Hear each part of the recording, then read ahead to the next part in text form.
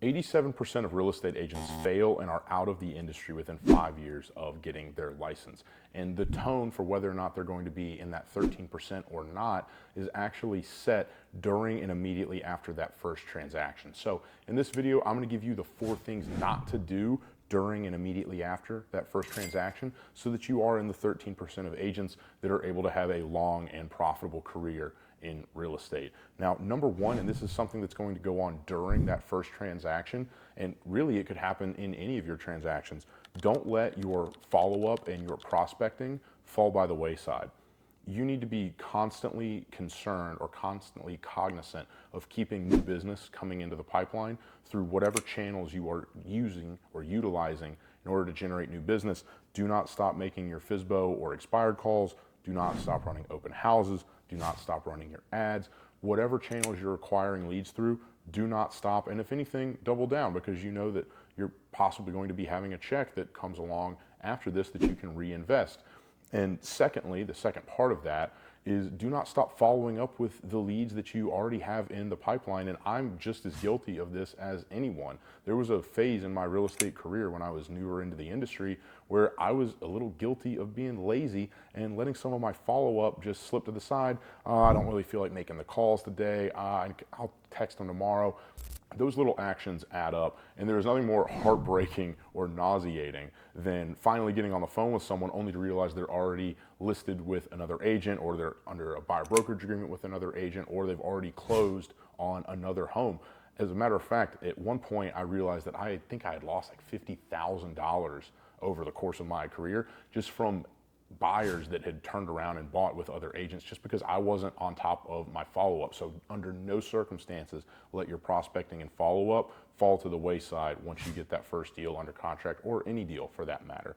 Now, the second thing that you need to do in order to make sure that you're successful in this career is immediately after the closing, take 30% of that money and put it in a separate bank account. You are an independent contractor, your team lead, your brokerage, nobody is going to withhold those taxes for you. And again, something that I was guilty of my first year in real estate, I had that tax bill come due and all the money was just sitting in my own personal checking account. And so I watched my bank account go to damn near zero when I had to pay Uncle Sam. It is not a particularly pleasant experience. I want to save you from that. So as soon as you get that deal under contract, open a separate bank account. You're going to get that check. You're going to get that direct deposit. Take 30% of it, put it in that other bank account, and do not think about it again until April rolls around and you have to pay the taxes on it. The third thing that I want to make sure you do not do under any circumstances is orphan the client that you just closed on the deal with. It happens far too often where an agent will go out, they'll close a deal, and then it's almost like that client never existed. They are not following up with them. They're not checking in to see how the move went. They're not sending them a text message on the anniversary of when they moved in. They're not shooting them the occasional phone call saying, hey, how's it going? How's everything with the home? You need to make sure that you do not get a reputation that you are only in this for a quick check and that you don't care about your clients. That's the easiest way to tarnish your reputation and ultimately sabotage your career as a whole. For example, I'm selling a new community in Forsyth County right now.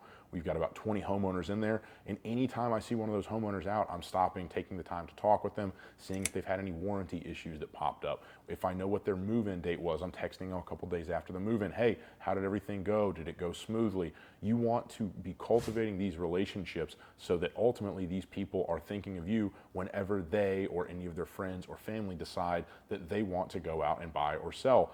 Repeat and referral business is the best business in real estate. You bypass all of the bullshit of having to go out and sell yourself on why this prospective client should work with you and not their sister's cousin's ex-husband. Everyone knows a real estate agent is a commoditized industry, and these little touch points, these little instances where you're showing them that you're actually caring about them are going to go farther than you can possibly imagine to separate yourself from the pack and put yourself in a class of one as an agent. And as a little pro tip, once those clients move in, everyone in that neighborhood is going to see that moving van come into the neighborhood and go, oh wow, I wonder who the new neighbors are. That's a fantastic opportunity to start circle prospecting the neighborhood. Pick up the phone, call the people that are currently living in that condo building or that neighborhood, say, hey, this is Dallas Blanton. You know, I just helped these guys move in at 123 Main Street. Just wanted to introduce myself. As you can see, I'm a real estate agent and I'm working in the area. Just wanted to kind of get an idea on if you guys are thinking about a move anytime soon. It's a fantastic way to put more business, in prospective business, into your pipeline, more people that can ultimately convert to leads. And in an ideal situation, you can start to farm the neighborhood, where now you're getting 20, 30, 40, 50% of the listings in any neighborhood or building. That is the best place you can possibly be to have your name established as the go-to agent for that neighborhood or community. The fourth and last thing that you need to do when you close a deal is blow the money. And blowing the money does not just come with material items, although you could if you wanted to. It's very tempting. You make a $21,000 check. After taxes, you're sitting there looking at the money like, damn, I really like Rolexes, or damn, I have a really expensive hobby I'd like to put some money into. This is the worst thing you can possibly do. But far more common is people think they're investing in their business, and actually it's just washing money down the drain. A prime example of this are HUD leads or any of these pre-qualified lead services.